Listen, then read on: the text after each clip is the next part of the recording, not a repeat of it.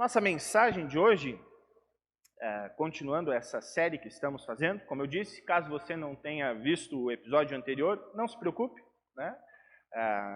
Hoje você vai entender tudo aquilo que estamos falando, mas caso você queira ouvir o episódio anterior, temos um podcast chamado Trocando uma Ideia. Se você digitar lá no seu agregador de podcast, vai ter lá, está separadinho a mensagem, também com outros áudios disponíveis, também no YouTube, né, Congregação Luterana Cristo Vive, também eu já recortei lá a parte da mensagem, você pode escutá-la na semana passada também.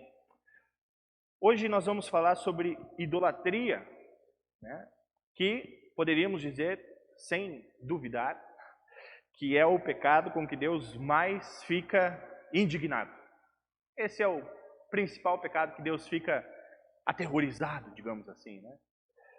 Para nos ajudar a conversar sobre isso, temos os textos que foram selecionados hoje, tem o próprio livro-texto, né, do pastor Timothy Keller, que nos ajuda. Também recorri para, digamos assim, chancelar minha mensagem, né, a Lutero. Então, se eu falar alguma coisa aqui, eu coloco na conta de Lutero, né, foi Lutero que disse, porque Lutero escreve o Catecismo Maior e ele fala sobre a explicação do primeiro e do segundo mandamento. E também esse livro aqui, Os 10 Mandamentos mais um, do Luiz Felipe Pondé, onde ele traz alguns aforismos teológicos de um homem sem fé. Muito interessante a perspectiva que ele traz para os 10 mandamentos e acaba nos ensinando, digamos assim, às vezes um outro ponto de vista que é bem interessante, né? Os 10 Mandamentos mais um. Todos esses livros nos ajudarão nessa reflexão que quero fazer com vocês hoje, uma reflexão que fala sobre idolatria. Por que eu disse que é o pecado, digamos assim, né, ou o erro humano que Deus mais fica indignado? Porque esse nosso Deus é um Deus exclusivo e Ele quer ser esse Deus exclusivo em nós, porque Ele sabe que longe dele nós não temos chance. Então Ele quer nos abraçar e dizer, não, vocês são meus e de mais ninguém. Então como é que Ele começa as suas palavras ou os seus mandamentos? Eu sempre digo que Deus começa a sua lei com o Evangelho. Eu já falei isso, né? Mas alguém pode não ter escutado. Como é que começam os mandamentos de Deus? Qual que é a primeira frase? Eu sou o Senhor teu Deus. Isso é lei ou é Evangelho? Isso é uma boa notícia, porque é o próprio Deus que está dizendo, né? É o próprio Deus que está dizendo que Ele é o nosso Deus. Não é ninguém que está dizendo isso ou nos sugerindo algo que fosse dessa forma. Então é uma boa notícia, porque é uma notícia que vem direto de Deus dizendo, eu sou o Senhor teu Deus. E depois continua, não terás outros deuses diante de mim. E é interessante que esse primeiro, segundo mandamento, Lutero vai dizer que nós, digamos assim, não cumprimos ele a cada momento em que nós desobedecemos todos os outros mandamentos. Vamos usar aqui um exemplo. Se nós damos falso testemunho contra o nosso próximo, nós estamos pecando contra o primeiro mandamento, contra o primeiro e o segundo mandamento, porque estamos colocando o outro Deus no lugar daquele que nos ensinou a não dar falso testemunho. Então, por que a idolatria ela acaba se tornando muito presente no nosso dia a dia? Porque tudo aquilo que a gente faz contra Deus sempre vai ser uma idolatria. Sobre essas questões de idolatria, pode ser que popularmente, ou mais, digamos assim, aquilo que vive, digamos assim, mais fácil, de fácil acesso, a gente poderia colocar idolatria a imagens, né? Logo associar isso a imagens. Há cerca de 150 anos, 200 anos para cá, há, digamos assim, uma batalha, né, entre os próprios cristãos, porque às vezes uma imagem, ela fere mais um outro cristão do que a conduta do próprio cristão que se sentiu ofendido. Então, às vezes as pessoas olham, nossa, mas você tem a imagem do fulano de tal aqui, você está adorando isso, né? Bom, O povo de Israel nos ensina o que Deus faz com as imagens. No evento mais lembrado que nós temos, Moisés está descendo do Monte Sinai e ele enxerga então o povo lá adorando um Deus feito de ouro, né? Um bezerro, um touro feito de ouro. Eu fico pensando, cara, deveria ser uma coisa linda, né? Deveria ser algo fantástico. Hoje lá em Nova York tem um touro, né? De ouro, vestido de ouro, que às vezes o pessoal também adora, né? E é algo bonito, é algo que nos chama a atenção. Mas o que Deus está condenando? A imagem em si? Ou Deus fica triste com o coração do ser humano? Bom, Deus fica triste com o coração do ser humano. A Basílica aqui de Aparecida, né, é algo lindo. É algo que, olha, enche os olhos quando a gente vai lá, quem teve a oportunidade de visitar. É algo realmente muito lindo, né? O problema está se as pessoas olham para aquilo e enxergam naquilo a questão de adoração. Ou seja, uma imagem por si só, ela só tem um mau uso se nós o fizermos. Senão ela pode ser algo para nos ensinar, conforme foi durante quase todos os 2000 anos da igreja. A maioria das pessoas não sabiam ler, né, muito menos escrever, então as imagens elas eram colocadas para ensinar as pessoas sobre as histórias bíblicas, sobre aquilo que acontecia. Claro, depois as pessoas começaram a adorar as imagens como se fosse, digamos assim, um fim em si, o que é outro problema. Mas esse seria o menor dos nossos problemas, se somente isso fosse idolatria. Se somente esse ponto, digamos assim, daquilo que Deus quer nos ensinar para não termos outros deuses além dele, se isso fosse somente algo para solucionarmos, já teríamos resolvido.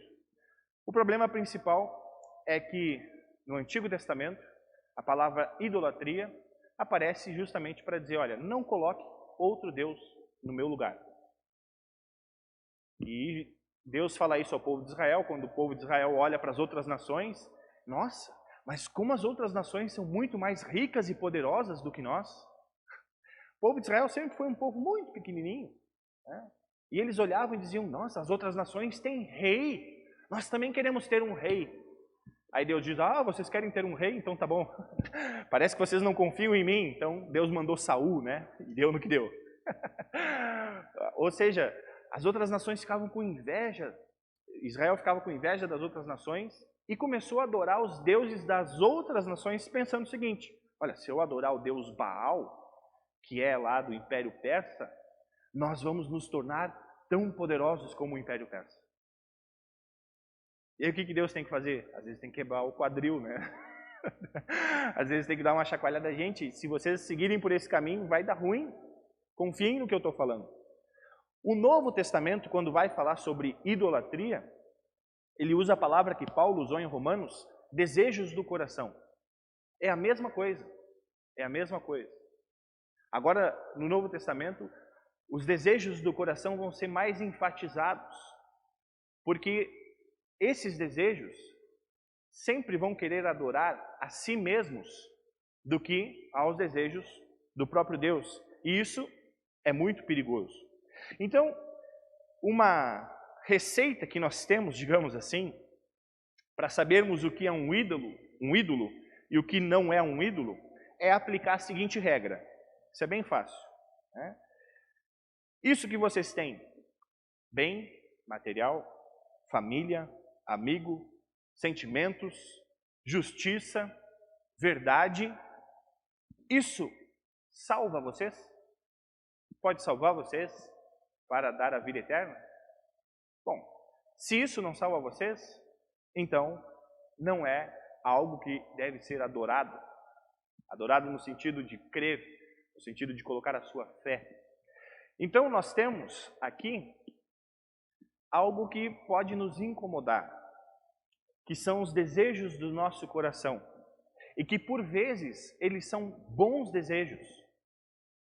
A gente quer fazer algo bom, e aí eu vou pegar o exemplo da família, podemos pegar o exemplo da família, né? A família é algo bom, é algo que nós precisamos para viver, para as gerações continuarem vivendo, existindo, para que a proteção aconteça de forma mais próxima, digamos assim, né? E uma família, ela sempre é uma família quando ela serve uns aos outros, quando ela cuida uns dos outros. Quando isso não acontece, não podemos chamar de família, é apenas algumas pessoas convivendo ali ou tentando conviver por outro motivo. Mas essa família pelo qual nós lutamos, nos sacrificamos e diariamente estamos preocupados, essa família, por muitas vezes, ela é colocada no lugar de Deus. E de que forma seria colocada no lugar de Deus? Quando, por causa disso, nós nos afastamos daquilo que Jesus fez. E começamos a pensar o seguinte: olha, até que eu sou um bom pai, né? Eu, perto dos outros pais, eu não sou tão ruim assim. Olha, até que eu sou uma boa mãe, né? Eu sei que às vezes eu vou lá na reunião da escola dos meus filhos e aí eu vejo às vezes as outras mães falando o que acontece e eu digo, a minha filha, meu filho não faz isso, né? Mas o que isso influenciaria de nos afastarmos de Deus se é um bom elogio que eu estou fazendo? Bom, isso pode te colocar no lugar de Deus, achando que por causa das suas qualidades, você é melhor que os outros. Logo você vai entrar num julgamento em que Deus é colocado de lado. Como se Deus gostasse mais da sua família do que da família do outro. Logo você está sendo Deus, dizendo quem merece ou não bênçãos. E um outro ponto, que é um ponto mais delicado, é quando Jesus nos diz, e nós vimos isso alguns meses atrás, quando Jesus diz que ele veio para dividir também as famílias, onde pai ficaria contra filho, né? Nora ficaria contra sogra, enfim, familiares ficariam contra uns dos outros, ou se dividiriam, não contra num sentido de guerra, de discussão, mas simplesmente porque um crê em Cristo e outro não quer crer. Essa divisão acontece, e no momento em que eu creio em Cristo, digamos assim, para não causar atritos maiores, começo a não falar de Jesus para essa outra pessoa, logo eu estou trocando Deus de novo. Eu estou colocando o Deus da sensatez no sentido, não vou mexer nisso aqui porque pode nos deixar desconfortáveis. Não, há maneiras de fazer isso. Há maneiras de você demonstrar e expressar a sua fé para aqueles que não creem, mesmo sendo da sua própria família, nós poderíamos dizer assim.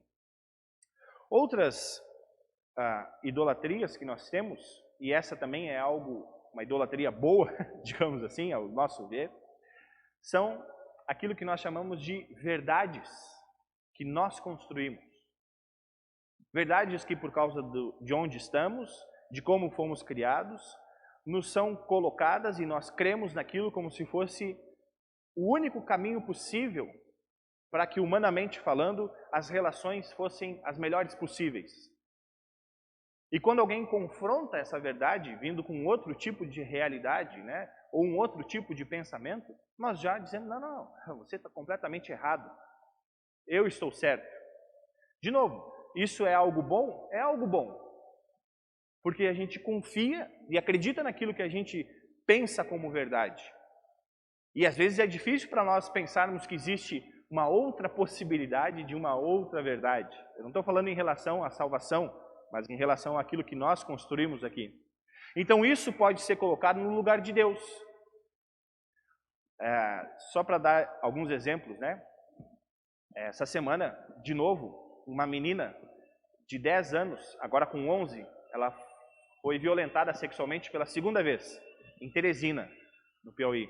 Ano passado já tinha sido notícia, um primo dela a violentou, ela engravidou, a mãe não quis que tivesse nenhum tipo de intervenção na gravidez, a menina teve um filho, né, com 10 anos, e agora novamente a menina acabou sendo violentada por um tio e está grávida de novo.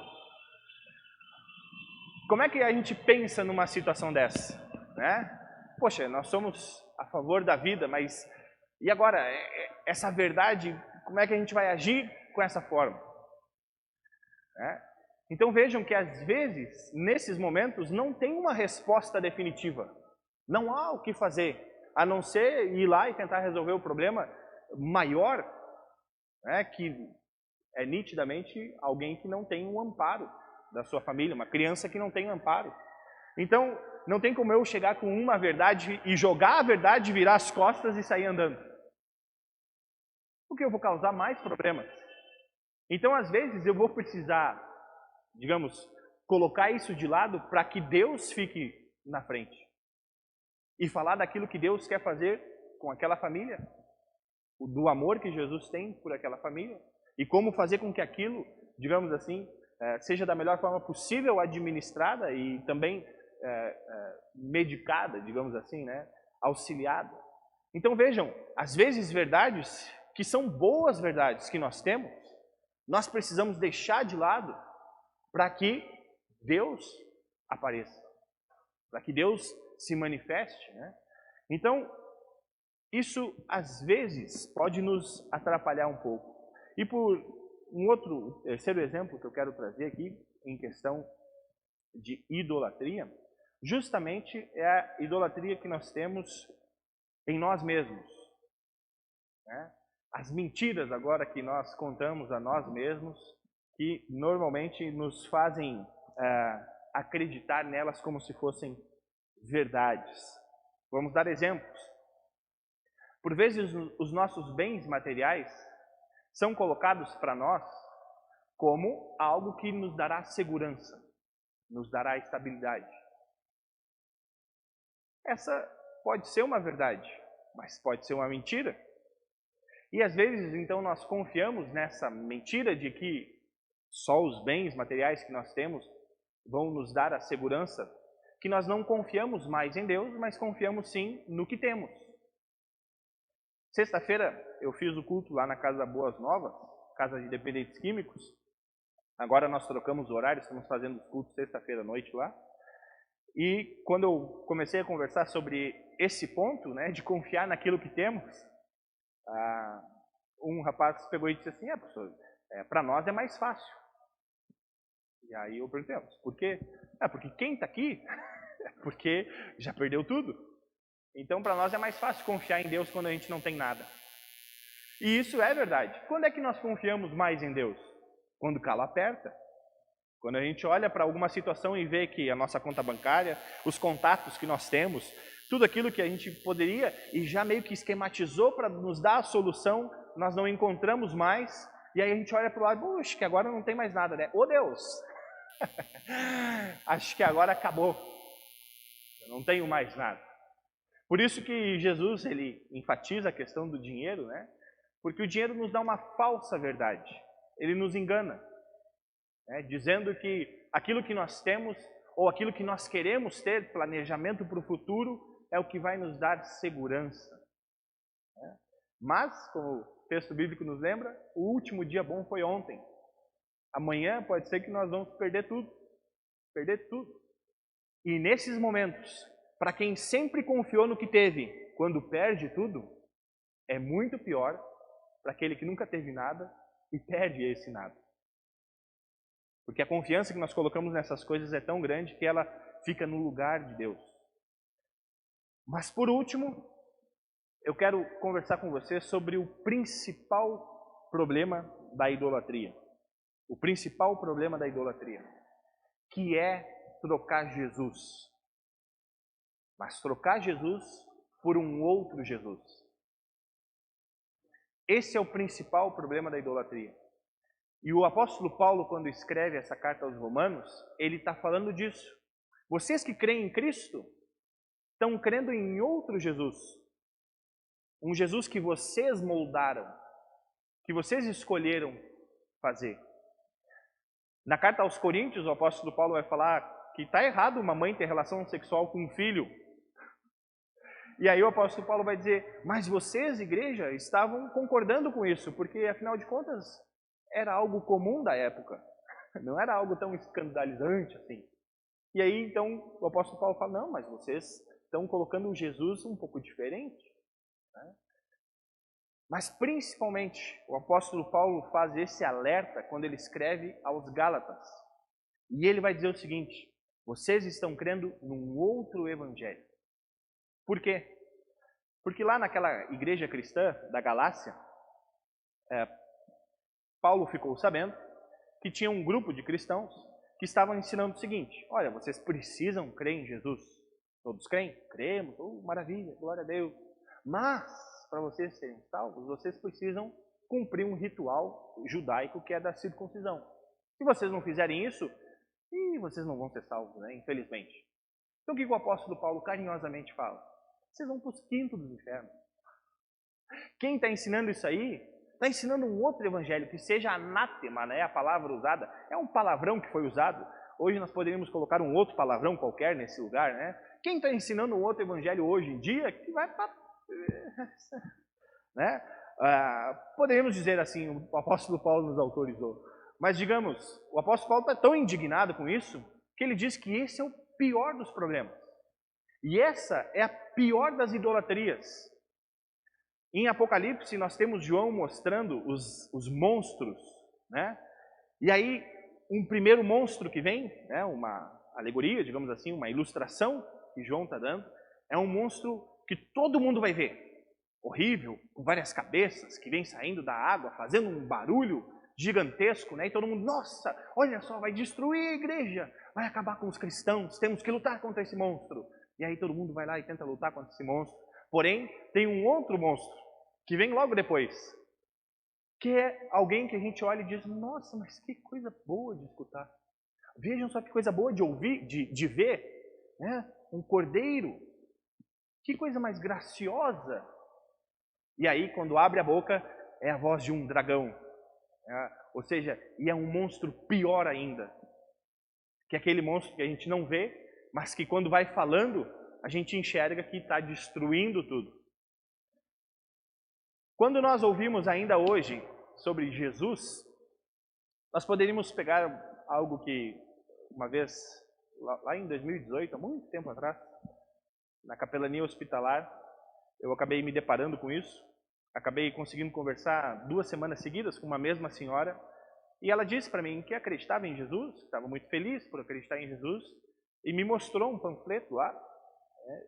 E o panfleto falava de Jesus, que nós tínhamos que seguir o exemplo dele. E Jesus foi a pessoa mais iluminada que habitou aqui nesse mundo, né? Alguém que não tinha nenhum erro, alguém que nos ajudava em todas as nossas escolhas e decisões e tudo mais. Um texto muito bonito sobre Jesus. E aquilo ficou me incomodando e na hora eu não conversei com aquela senhora, né? E normalmente em visitas hospitalares eu sempre digo assim, espero que a gente não se veja, né? Porque a pessoa sair do hospital, né? No início eu falava assim, até semana que vem. Aí eu, poxa, pastor, tá de sacanagem? Então depois eu aprendi a falar mais ou menos isso. Mas na outra semana eu encontrei com ela. E aí eu perguntei se ela ainda tinha o panfleto, ela disse que sim. E aí eu fiz o questionamento assim, o que esse texto não está dizendo? Ela, como assim, o que ele não está dizendo? O que não está sendo dito sobre Jesus aqui? Bom, que Jesus é o nosso Salvador, que Ele morreu por nós, que Ele se entregou a tal ponto de assumir em si mesmo toda a nossa falta de confiança em Deus. E por causa do que Ele fez, nos dá uma nova vida em que Deus agora olha para nós e não enxerga quem somos, mas enxerga Jesus. E por isso somos colocados agora de novo como filhos de Deus, unicamente por Jesus. E por que eu digo essa questão? Porque às vezes hoje, Jesus pode ser usado apenas como um apoio para aquilo que eu quero que seja verdade. Ou para aquilo que eu quero que acreditem. E às vezes isso é usado também de forma para nos meter medo. Para nos darem medo. Olha, se você não crê em Jesus, a sua vida vai continuar essa bagunça que está. Alguém poderia dizer, olha, mas eu conheço muita gente que crê em Jesus e a vida piorou. A vida piorou, porque o cara teve que começar a distribuir mais coisas que ele tinha. Né? O cara teve que começar a engolir sapo. O cara teve que começar a apartar contendas, a não brigar mais, a por vezes não ser o dono da verdade naquele momento. E isso é muito ruim para nós. Porque se há uma injustiça acontecendo e a gente quer agir, por vezes a gente não vai conseguir solucionar. E aí a gente vai dizer, poxa, para não atrapalhar o evangelho, eu vou ter que ficar quietinho agora. Porque senão essa pessoa vai enxergar em mim alguém que não é Jesus. Ela vai enxergar em mim apenas aquele Deus que diz, você está condenada. Enquanto que Jesus diz, no texto do Evangelho, em que ele diz, olha, a melhor riqueza é aquela que nós temos quando outras pessoas vão para o céu, por causa daquilo que nós também fizemos, que Deus fez através de nós.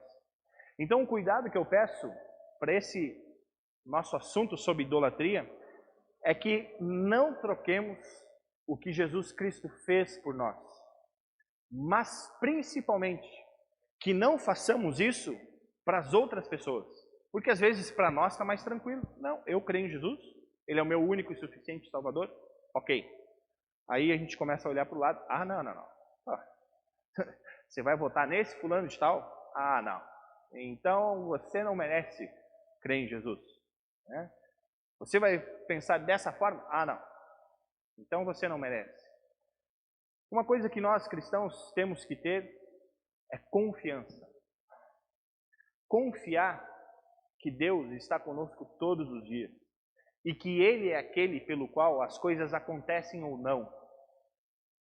Se ano que vem o Brasil vai estar numa situação ou noutra situação, isso depende de Deus. Eu vou agir para que o melhor aconteça. Eu vou trabalhar para que o melhor aconteça. Mas eu não posso botar medo nas pessoas, dizendo que se nós não falarmos sobre tal assunto hoje, amanhã não poderemos falar de Deus. Isso é um deboche contra Deus. É colocar Deus numa caixinha e dizer, olha Deus, se tal autoridade ganhar aqui, nós nunca mais poderemos falar de você. Deus olha, mas olha só, não sabia desse medo que eu corria. Ainda bem que vocês me alertaram. Não, confiar em Deus é dizer o seguinte, independente do que aconteça, eu vou continuar trabalhando para que o melhor seja feito. Vou continuar ensinando aquilo que foi me ensinado. Os valores que eu tenho como valores certos para essa vida. Vou ensinar isso. Agora, o que vai acontecer, isso a Deus pertence. E se Deus quiser nos quebrar o quadril, como nação brasileira, Ele vai fazer isso. Independente da nossa ação ou não. Por isso eu termino com a frase, Ore como se tudo dependesse de Deus.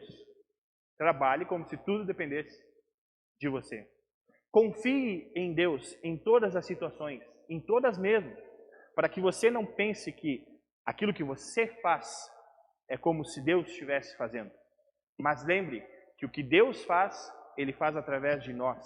Por isso, não vamos trocar Jesus de lugar.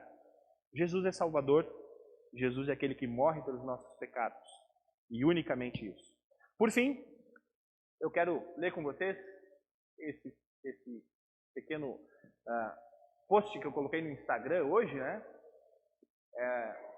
um pastor anglicano, William Temple, Instagram da Igreja Luterana.sjc, sua religião é o que você faz com sua solidão. Ou seja, quando você estiver sozinho, em casa ou nos seus pensamentos, lembre o que você está pensando. Se isso estiver colocando Deus em segundo plano, pense e reflita novamente. Deus, desculpa, estou colocando outra coisa no seu lugar. E o texto que eu quero terminar é esse, 1 João. Quem tem a sua Bíblia aí pode abrir. 1 João, capítulo 20. Lá no finalzinho das nossas Bíblias. 1 João, capítulo 5, versículo 21. João fala sobre a vida cristã e ele diz como é bonita essa vida cristã no Evangelho. E aí o último versículo, ele diz o que eu também quero dizer para vocês.